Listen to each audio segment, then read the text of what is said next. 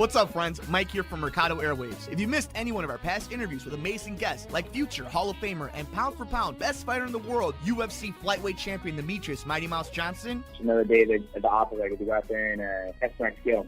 to award-winning producer, director, and actor Orlando Jones. Orlando, how you doing, buddy? Hey, sir. I'm good, brother. How you doing? And all the other interesting guests we've had on. Joining us today is director and writer David Ferrier. Thanks so much, brother. I appreciate you having me on the show. MMA legend Chael Sonnen joins us today. Keep listening to your show. This is great. Thanks, my friend. Just subscribe to us on iTunes at Mercado Airwaves. And while you're there, please like, review, and rate us, friends. It helps so much. We also have a Patreon for anyone who would like to support the show. Just visit us at patreon.com/Mercado Airwaves and see how you can get all of our interviews ad-free and before anyone else, and how you can get your business or company spotlighted on the show. Follow us on Twitter at mmercado2333. Like us on Facebook at Mercado Airwaves. Subscribe to us on YouTube, youtube.com/MikeMercado2333. And if you would like to see what we're up to behind the scenes, follow us on Instagram, MikeMercado2333. Thanks for listening and all the support.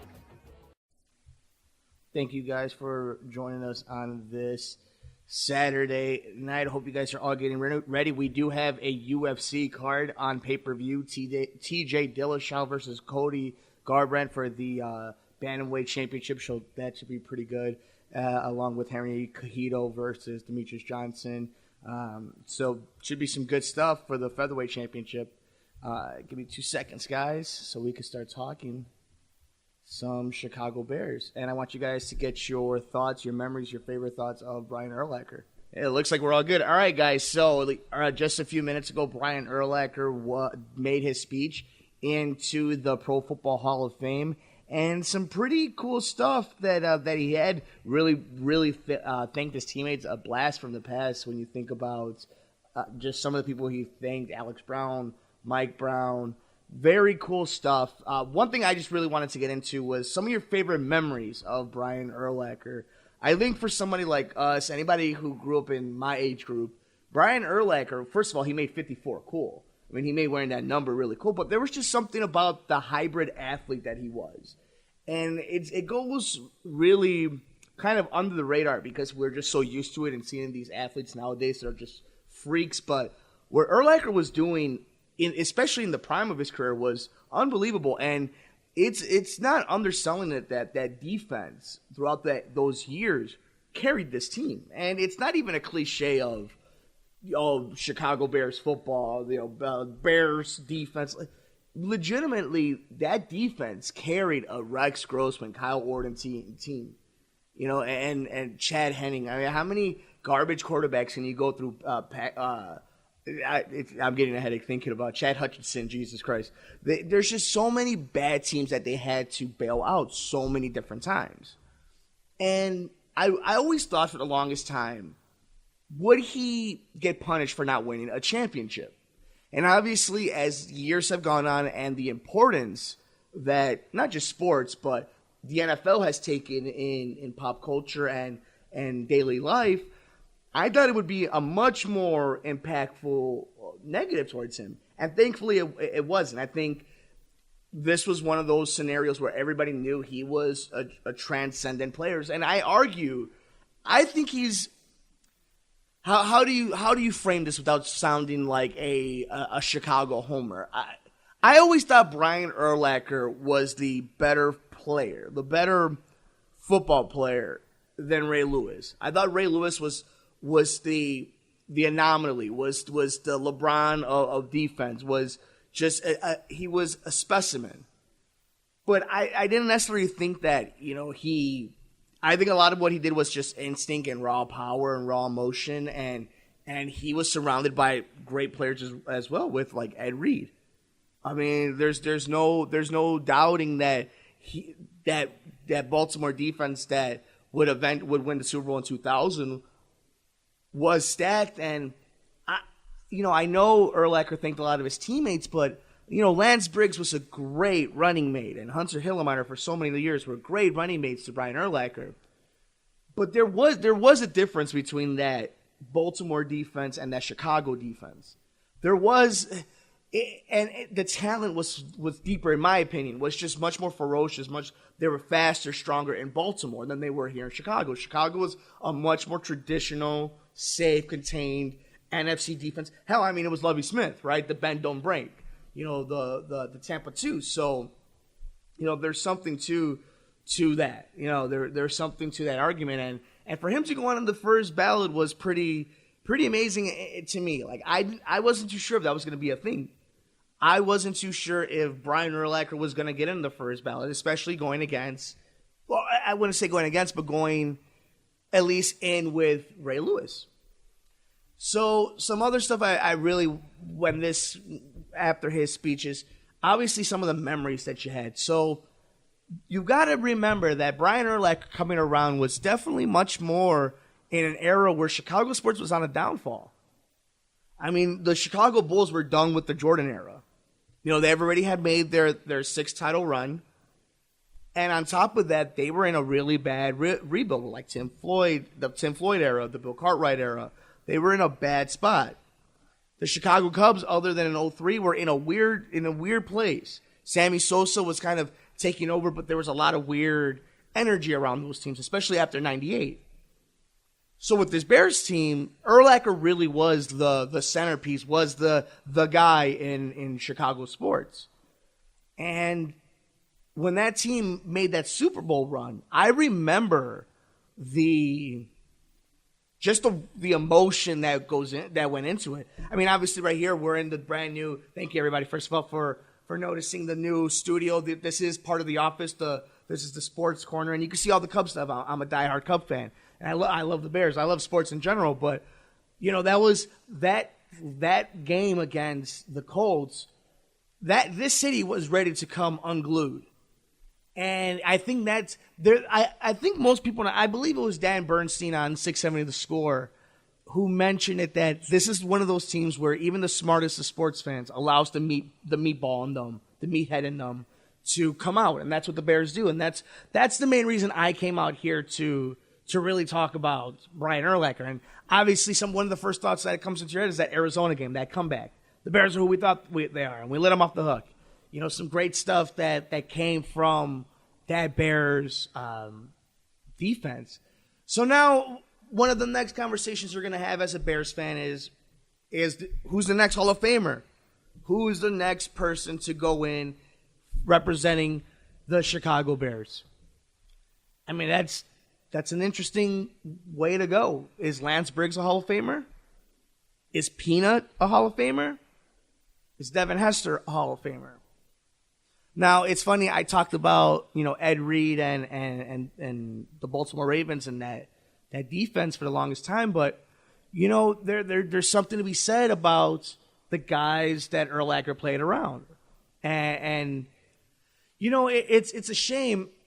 It's funny because one of the arguments that I think nobody ever makes is Ray Lewis, the offenses that he played compared to Brian Urlacher. I mean, for years, Brian Urlacher had to play against Dante Culpepper, Brett Favre, Aaron Rodgers. If you look at the AFC North, who was Ray Lewis and that team going against? Carson Palmer, okay. Obviously, nobody in Cleveland. And Big Ben. What? And Tommy Maddox? Don't ask how that came from the memory bank. What's up, friends? Mike here from Mercado Airwaves. If you missed any one of our past interviews with amazing guests like future Hall of Famer and pound for pound best fighter in the world, UFC flyweight champion Demetrius Mighty Mouse Johnson, Another day at the office, I get to go out there and test my skill.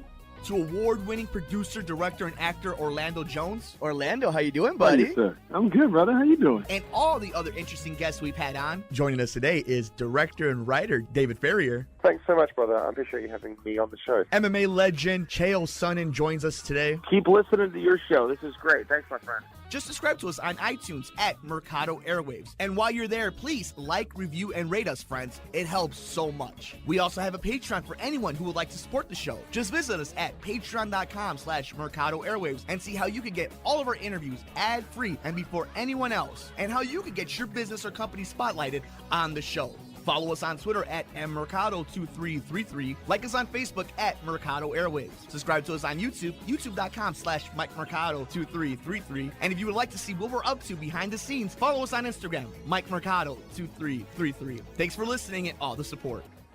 It's an interesting thought that I don't think anybody wants to make. Oh, here we go. Coming from our guy, Eric Bergman. Shout out to Big Bergs. Urlacher changed the linebacker position. His height and his speed were elite at the middle linebacker spot. He changed the position, and that's great. And it's a great point coming from somebody who really understands, grew up understanding those positions. It's fascinating, though, that he doesn't get that type of love and thought, at least at the time. I remember all of us growing up, we weren't, at least some of us inside of the city and obviously in the state of Illinois and around the area, we all kind of knew we were watching something special. But I think in an era with guys like Junior Seau and obviously Ray Lewis, there was, you had Teddy Bruschi. I think arguably Urlacher is much more important teaching the game and in the history of time, what's more important to that position. Ray Lewis may be the better spokesman. I mean, granted, we're talking about the guy who has a white suit murder incident, right? But I think there's something to be said that Urlacher changed the position in a way that maybe we don't see on SportsCenter and we don't see on the NFL Network, but you see in the classroom and you see on the practice field. I think that's a very interesting point. And it goes back to he was never the loudest guy. He was never the flashiest guy. And that's what's crazy, too, is I bet you all of us, you go on YouTube, look up Brian Urlacher, and we'll see amazing plays, and they all come up. And I don't think even at the time we really realized how much of a freak he was. And I think that has a lot to do with the big guys. Chris Berman wasn't sitting there talking about him the way he was talking about Troy Polamalu or again, Ray Lewis or Junior Seau. And I think that's something. It's very interesting, very interesting. Thank you, Eric. Hope everything is good, my friend. Thank you for the comments and for listening to the show, buddy. So some other stuff too. Obviously, it was a great Hall of Fame class. I mean, I'm talking obviously all these comparisons to Ray Lewis, but Ray Lewis a hell of a ball player. I mean, what else can you say about it? Randy Moss, and that's it. Here, you know what? And let's go into this. You want to be a Bears fan and stroke Brian Urlacher even a little bit more? Talk about some of the killers that played up against Brian Urlacher. Some of the guys he had to go against. One of them being in his own division, and Randy Moss. Randy Moss, a Hall of Famer, first ballot, went up against him. Terrell Owens, who was not there, went up against him. And he would be matched against this guy. We're talking about a guy who played like a safety and would make some of the most disgusting hits you see in the NFC. And I think that was the problem. I think that's a very interesting retrospect you have to have is how strong the NFC was compared to the AFC. So, I'm fascinated that he doesn't get as much love as I think he deserves. And another thing that I wanted to hit is personality-wise, he really wasn't as available as a superstar as you may have. Maybe a lot of it was he wasn't so flashy. He wasn't out there doing interviews. I mean, he had that little stint when he was dating Paris Hilton, right? But I think this speech really, hell, I'm doing a show on it. I think it really did a great job of really showing who he is. And a little bit of that personality that he really, it's a dry sense of humor, and I think he really just, he seemed like one of those guys who just wanted to play the game. And I think in an era that had guys like Ray Lewis, who are in the same class as him, it changes why people are that way. So right now what I'm going to do is I'm going to go ahead and just look a little bit on Twitter. You can follow me on Twitter at mmercado2333. Let's see if we could find a little bit of what Urlacher had to say about his Hall of Fame speech. So we're going to go on the Chicago Bears official Twitter account, the Twitter account. And because he said some pretty cool things, and I just want to highlight a few of them before we get out of here. I know it's Saturday night, and there's some UFC fights, which we'll get to in just a little bit. He thanks his stepfathers, which was amazing. Here's one right here. Football did not define me, but it clearly has helped me be a better man. In case you didn't know, our fans love defense. The most coveted position in all of football is to play middle linebacker for the Chicago Bears. And I think that's something really cool that we even lose sight on. And I don't even want to lose sight on. This is all on the spectrum of sports. But the Bears are a charter franchise. And that's what makes it frustrating is they haven't won a Super Bowl since 1985. We weren't born yet. Nobody cares. It's unfortunate that he didn't get to win one. I'm glad it wasn't a deterrent, but it's always a reminder that this Bears team should be doing better. And we'll leave it off on this one. 2 pillars of my life are family and football. And you saw that in the speech. He loved his teammates. He loved his family. And just like all of us, we look highly in moments like this. But at least today it's a cool reminder. And, of course, the news we were all waiting for. The bust is bald. So there you go. Thank you guys so much. Just a cool thing for us to do. Brian Urlacher, greatest Bear of my lifetime. Just a pleasure to watch. One of the reasons I played football. One of the reasons I think a lot of us played football, and it's one of the reasons I got in. I don't own any jersey, and he's the only jersey name that I own. So hell of a speech. Hell of a career, and thank you guys so much. UFC tonight, the 2 main events. I will go with TJ. You know what? I'll go with TJ Dillashaw going and beating Cody Garbrandt for the second time. I'll go with a second round knockout. And if you missed it, we actually interviewed TJ Dillashaw before their first fight. You can check that out at the archives at Mercado Airwaves, wherever you get your podcast, on YouTube, youtube.com/Mike Mercado 2333. And obviously, I have Mighty Mouse over Henry Cejudo. Demetrius Mighty Mouse Johnson will go ahead and defend it for the 12th time, I believe, the 12th straight time. I actually interviewed Demetrius a little while back. You can check that out on the archives as well. Look us up anywhere you get your podcasts at Mercado Airwaves. And, of course, youtube.com/Mike Mercado 2333. Like us on Facebook at Mercado Airwaves. Do us a huge favor also, guys. We just released a brand new episode of The Good Brothers. We break down Mission Impossible Fallout. We also talk about the Venom trailer. We talk a little bit. We actually do a pretty big breakdown of Batman, Superman, all the movies coming down.